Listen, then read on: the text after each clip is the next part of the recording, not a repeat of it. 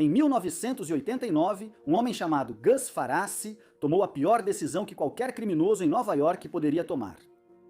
Ele atirou na cabeça de um agente federal em uma rua tranquila de Staten Island, deixou o corpo e foi embora dirigindo.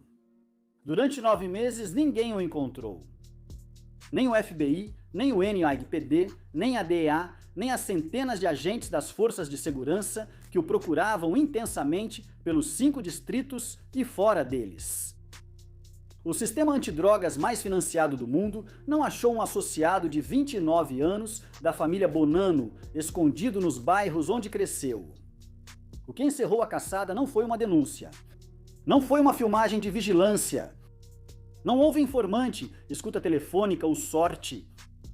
A máfia de Nova York decidiu que Gus Farassi era caro demais para viver.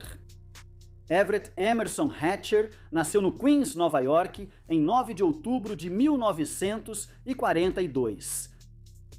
Ele se formou na Whit Clinton High School, no Bronx, foi para o Southampton Institute, na Virgínia, uma universidade historicamente negra que forma graduados desde 1868 e obteve o diploma de bacharel em Educação Física em 1968.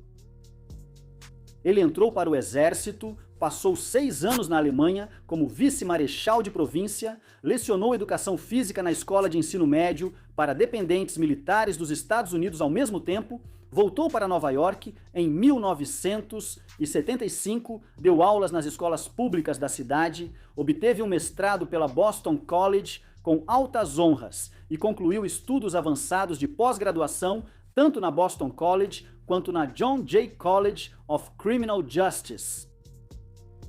Na década de 1970, ele tornou-se investigador no escritório do promotor público do Condado de Nova York. Esse foi o processo para aplicar a lei federal.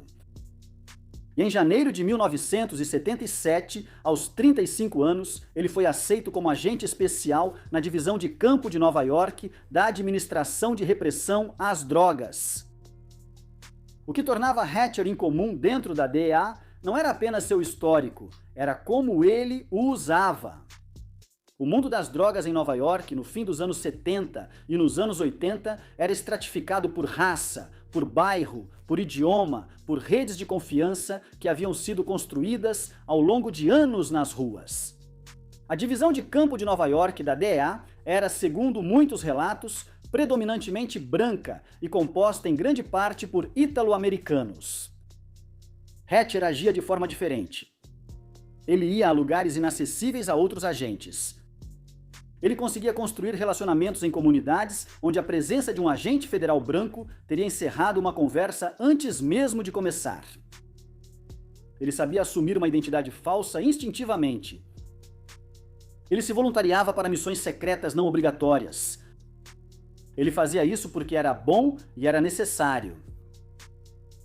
No final da década de 1980, Hatcher já era agente da DEA há 12 anos.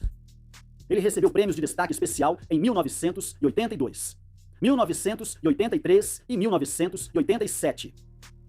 Ele era instrutor de armas de fogo e liderava o recrutamento da agência, ajudando a formar a nova geração de agentes. O arquivo dele mostrava que via o trabalho como mais importante que casos individuais. Ele tinha 46 anos, era experiente, condecorado e ainda trabalhava disfarçado, ainda escolhia fazer o trabalho mais difícil e perigoso disponível para ele. Quando tudo o alcançou na noite de 28 de fevereiro de 1989,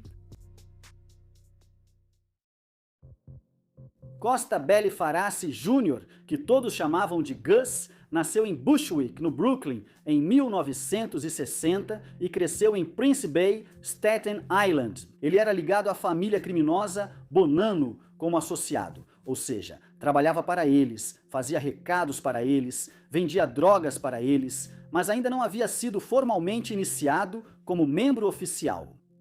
Ele tinha 1,93 m de altura e pesava 100 quilos. Nas primeiras horas da manhã de 8 de outubro de 1979, Farassi tinha 19 anos e caminhava por uma rua em Greenwich Village com 3 amigos quando 2 adolescentes supostamente se aproximaram deles. Os adolescentes Stephen Charles, de 17 anos de Newark, e Thomas More, de 16 anos do Brooklyn, eram prostitutos. Farassi se enfureceu com a proposta. Ele e seus companheiros obrigaram os dois garotos a entrar no carro e os levaram atravessando a divisa entre distritos até o Wolf's Pond Park, em Princess Bay, Staten Island, bairro de Farassi. Lá, espancaram os dois garotos com pedaços de madeira e objetos da praia. Depois, os deixaram para morrer. Stephen Charles morreu na praia.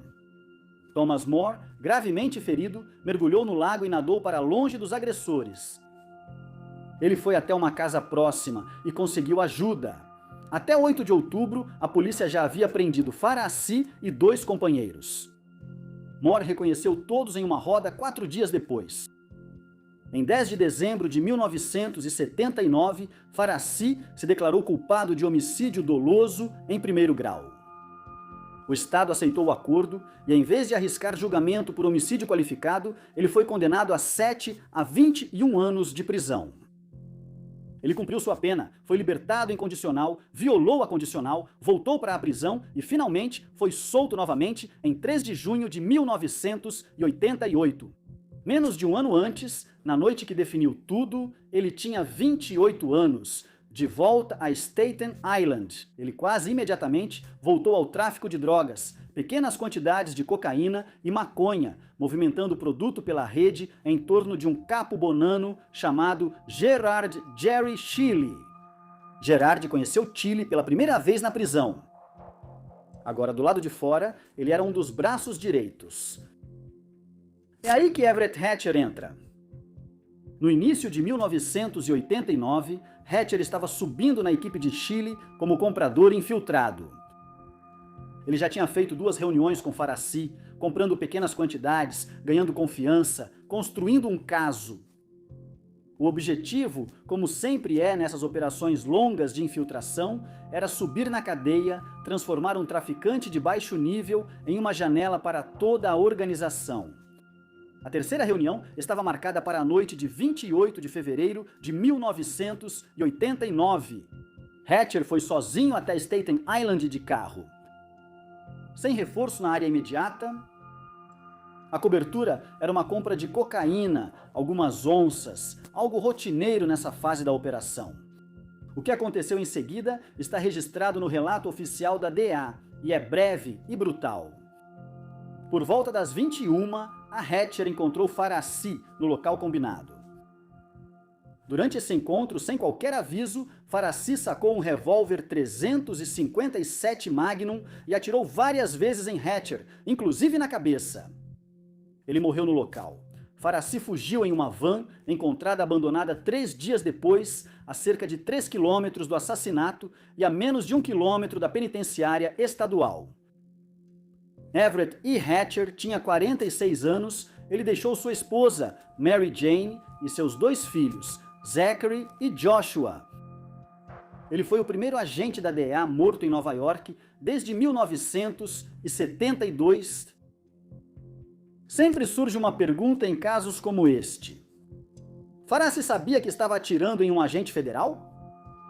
Alguns relatos sugerem que ele acreditava que Hatcher era um informante, um Chex-9, e não um agente real da DEA.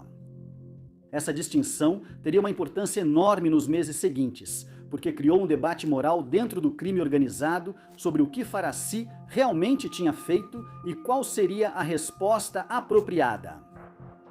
Mas, do ponto de vista legal e do ponto de vista da DEA e do governo federal, a distinção não era relevante. Um agente federal estava morto e todo o peso do governo dos Estados Unidos estava prestes a cair sobre todos que já tinham falado com Gus Farassi. A resposta da DEA foi imediata e total. Poucas horas após o assassinato de Hatcher, a divisão de campo de Nova York iniciou uma das mais longas caçadas da história recente da cidade. Mas a DEA não queria só capturar Farassi por conta própria. Eles tomaram uma decisão estratégica que seria bem mais eficaz. Eles transformaram isso em um problema da máfia. Todas as famílias importantes do crime organizado de Nova York receberam a mesma mensagem após 28 de fevereiro. Encontrem Gus Farassi. Entreguem ele ou enfrentem as consequências. As operações de drogas nas ruas em Brooklyn, Staten Island, Queens e no Bronx começaram a sofrer níveis de vigilância e pressão policial que simplesmente tornaram o negócio insustentável. As prisões estavam aumentando. As escutas telefônicas se multiplicavam. As agências estavam queimando recursos a uma taxa que normalmente não poderiam justificar, mas agora podiam, porque um agente federal estava morto e a vontade política para manter a pressão era praticamente ilimitada. Agentes federais chegaram à porta de John Gotti. Gotti era o chefe da família Gambino. Em 1989, provavelmente a figura do crime organizado mais reconhecida dos Estados Unidos, um homem que cultivava sua própria celebridade com ternos de grife e uma aberta afronta aos promotores. Ele também era o chefão mais poderoso da máfia de Nova York nos bastidores. A mensagem entregue na sua porta foi clara. A DEA não estava pedindo a cooperação de Gotti. Avisaram-no que os negócios da família continuariam sofrendo até a situação ser resolvida. A resposta relatada de Gotti foi que ele se recusou a entregar Farassi, dizendo que Farassi havia matado alguém que ele acreditava ser um informante. A máfia tinha um código sobre informantes e ele não iria quebrá-lo só porque os federais o pressionavam. Era uma posição de princípio, mas também era uma posição cara. O debate dentro do crime organizado sobre o que fazer com Farassi durou meses. De um lado, Farassi matou um homem que ele achava que era um X9. A máfia deveria respeitar isso, entregá-lo, ou pior, matá-lo para agradar os federais, era em si uma traição aos valores da máfia. Do outro lado, Farassi tinha matado um agente federal. Se ele sabia disso ou não, era irrelevante. As consequências desse ato afetavam todas as famílias de Nova York e continuariam até a situação ser resolvida. A pressão custava milhões. Operações antes livres estavam sendo fechadas ou sufocadas pela vigilância. Pessoas iam para a prisão por coisas que antes escapariam. Enquanto isso, Farassi estava se escondendo. Ele estava se mudando de casa em casa, contando com a lealdade de pessoas que, ao mesmo tempo, estavam sendo pressionadas pelas mesmas agências que o caçavam. Alguns realmente queriam protegê-lo. Outros estavam ficando sem motivos para justificar que protegê-lo fazia sentido financeiramente. O FBI incluiu Farassi em sua lista dos 10 mais procurados. O rosto dele estava por toda parte e seus associados eram vigiados o tempo todo. Quem conhecia Gus Farassi e fazia negócios precisava presumir que estava sendo vigiado. Por 9 meses, assim era o crime organizado em Nova York. Uma campanha permanente, intensa e cara de pressão federal, sustentada apenas pela recusa de um homem em ser encontrado. Na noite de 17 de novembro de 1989, 9 meses e 19 dias após Everett Hatcher ter sido assassinado, Gus Farassi entrou em um carro em Bensonhurst, no Brooklyn, com homens em quem confiava, homens que vinham o protegendo. Eles disseram a ele que havia dinheiro esperando, dinheiro para uma fuga segura do país, uma maneira de desaparecer para sempre. Ele acreditou neles. Ele precisava acreditar neles, porque não tinha mais nenhuma opção. Ele levou 11 tiros na cabeça e no tronco. A família Bonanno tinha lhe encomendado o assassinato, não por culpa, não para honrar Everett Hatcher, mas porque manter Farassi vivo estava custando mais do que matá-lo. Houve uma complicação. O motorista do carro de Farassi naquela noite era um homem chamado Joe Sclafani, filho de um soldado da família Gambino e ele mesmo ligado à família Gambino. Sclafani foi ferido gravemente na emboscada. Ele sobreviveu, mas o ferimento trouxe outro problema. John Gotti, que havia se oposto a matar Farassi e agora viu um dos associados de sua família pego no fogo cruzado, exigiu que um dos atiradores dos Bonanno fosse morto como compensação. A família Bonanno disse ao atirador Louis Tuzio, associado dos Bonanno, que esperava virar homem feito, que ele estava prestes a ser iniciado. Levaram-no ao local onde pensava que seria sua iniciação. Mas o mataram em vez disso. Um assassinato em fevereiro desencadeou uma série de mortes que continuou pelo resto daquele ano e entrou no seguinte. Quando encontraram o corpo de Faraci em Bensonhurst, a pressão caiu quase imediatamente. A DEA e o FBI, que passaram 9 meses desmontando todas as operações de drogas na cidade de Nova York, recuaram. Eles mal investigaram quem tinha matado Faraci. A mensagem foi recebida e colocada em prática. O fugitivo mais procurado pelo governo em 1989 foi levado à justiça não pelo aparato do Estado, mas pela lógica de negócios do crime organizado. A máfia fez as contas. Em novembro de 1996, o quarteirão em frente ao escritório regional da DEA em Nova York foi renomeado para Special Agent Everett E. Hatcher Place. A administração da DEA estava lá. O procurador dos Estados Unidos, diretor assistente do FBI, comissário de polícia e família de Hatcher. 7 anos depois, a agência ainda precisava vender essa ideia, pois o caso de Faraci não bastou. O governo não conseguiu encerrar o caso. A máfia encerrou por eles.